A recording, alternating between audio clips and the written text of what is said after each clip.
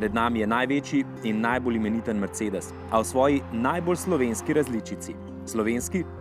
No, da lahko trditev razumemo, moramo slišati stavek, ki ga je povedal v avtomobilskem svetu najbolj uspešen Slovenec Robert Lešnik.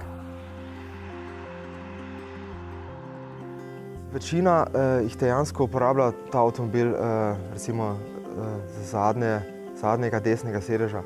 Mi temu rečemo oasis of well-being. Zato smo na prvi vožnji po Švici vozili in se vozili v razredih S s sredinskim medosjem, kar pomeni, da smo imeli priložnost občutiti, kako se počutijo tisti, ki so bili v fazi razvoja najpogosteje v mislih Lešnika in njegovih sodelavcev.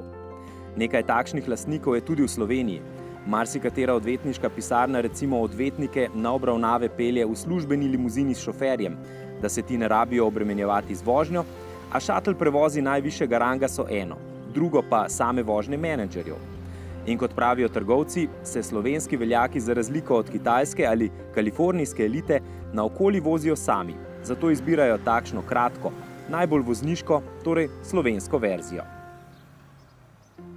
Prepričali smo se, da jim res ni hudo, kajti vožnja tako prestižne limuzine predstavlja neke posebne vrste izkušnjo, ki nima res nobene veze z običajnimi avti.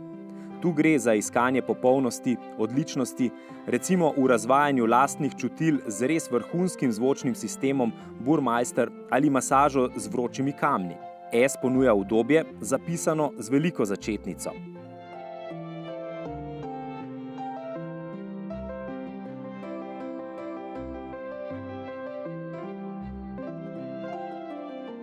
In seveda razumemo, da se marsikateremu poslovnežu ob natrpanih urnikih vrtenje volana zdi zgolj izguba časa in bi se zato že danes rad prepustil asistenčnim sistemom.